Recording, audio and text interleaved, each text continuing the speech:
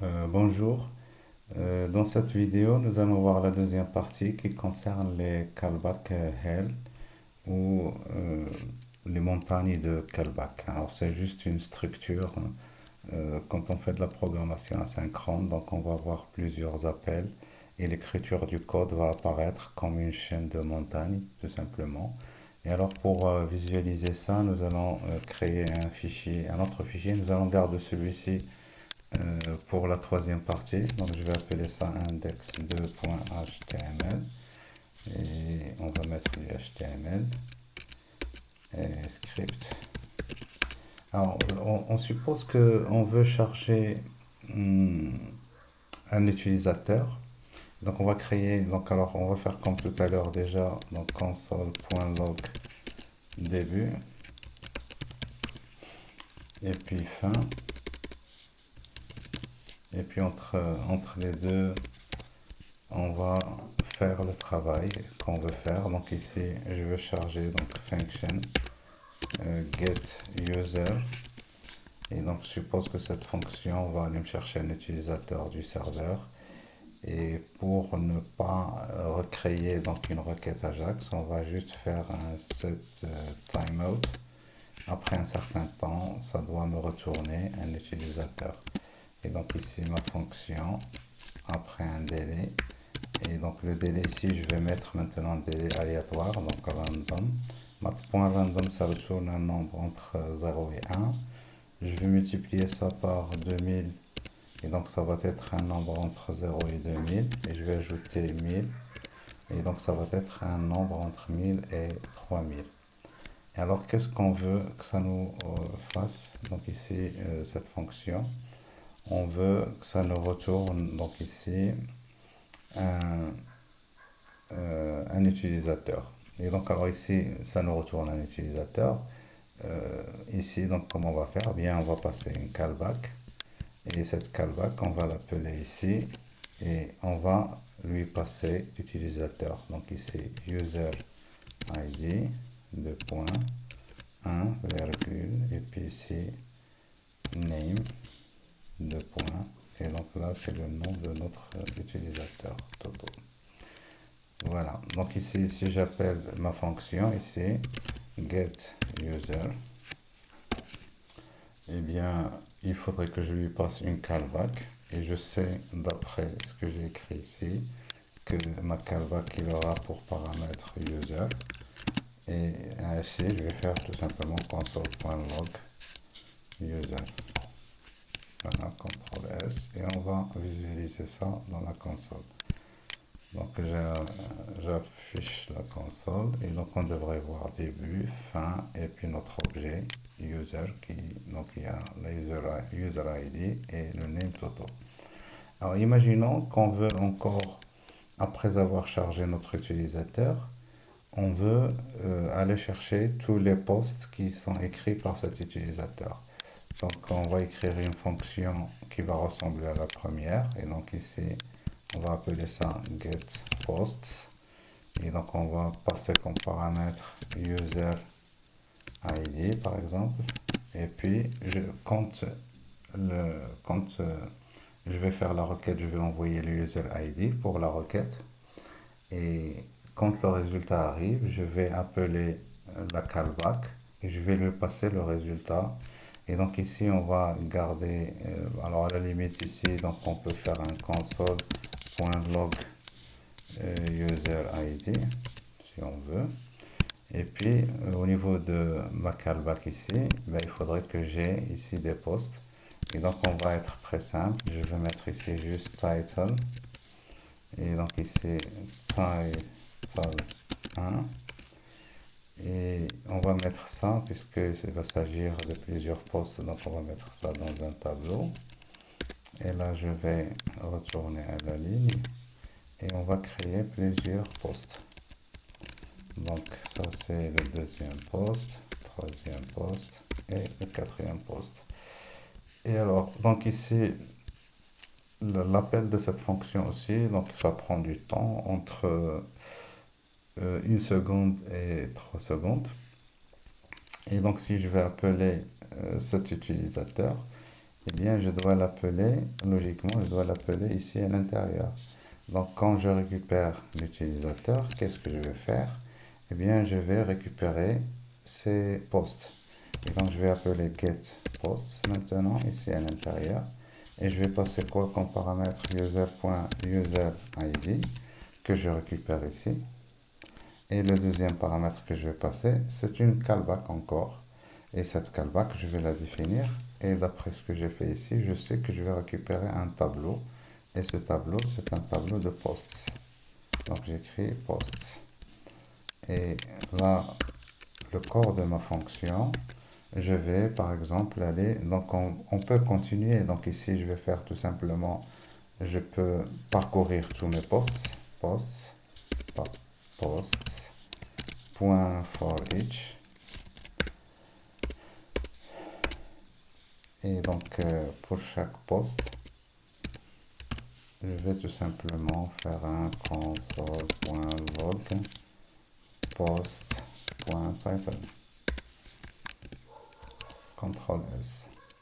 Et donc si je reviens ici, alors qu'est-ce que ça fait? Post is not defined. Posts. Alors ça c'est post.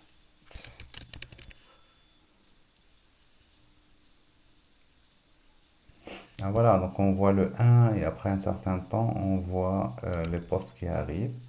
Et donc alors le 1 qu'on voit, ça correspond à ça. Et après, bien sûr, le set timeout, on va voir les différents postes. Et on peut continuer. Donc, je peux avoir pour chaque poste récupérer les commentaires du poste. Et donc, on peut créer encore une autre fonction, get comment. Et bien sûr, ça c'est une function get comment. Et donc, alors logiquement, donc on devrait passer par exemple le post ID comme paramètre, post ID, virgule, et encore une fois, une callback qu'on va appeler quand les posts arrivent, et enfin quand les commentaires arrivent. Et donc, on devrait avoir encore une structure. On peut avoir une structure juste ici pour simuler une requête Ajax qui prend du temps avant de nous fournir le résultat. Donc, ici, je vais afficher post ID, même si j'ai pas de post ID ici. Et alors donc pour chaque, en fonction de chaque objet, donc on va retourner un tableau. Et donc ici, je vais mettre ici comment. Alors comment, donc title, hein, ça c'est le titre du commentaire. Et donc ici, je vais appeler ça comment 1. CTRL S, il s'agit d'un tableau qui contient un seul objet. Et donc pour tous les postes, ça va me renvoyer le même commentaire. Donc ici, c'est juste pour simuler. Et donc alors ici, j'appelle ma callback.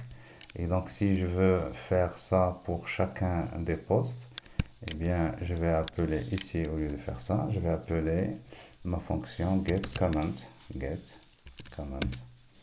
2 et je passe ici je vais passer 1 tout simplement parce qu'il n'y a pas de post ID logiquement, donc il faudrait écrire ici quelque chose comme ça, post.id,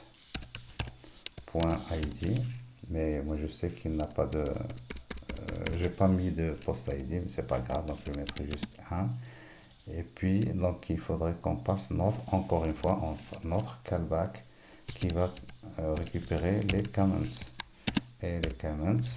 Et donc ici, j'écris, et là, je vais faire console.log. Alors ici, je vais parcourir les comments, et donc il n'y a qu'un seul comment qui va être récupéré pour chacun, mais c'est pas grave, il s'agit d'un tableau.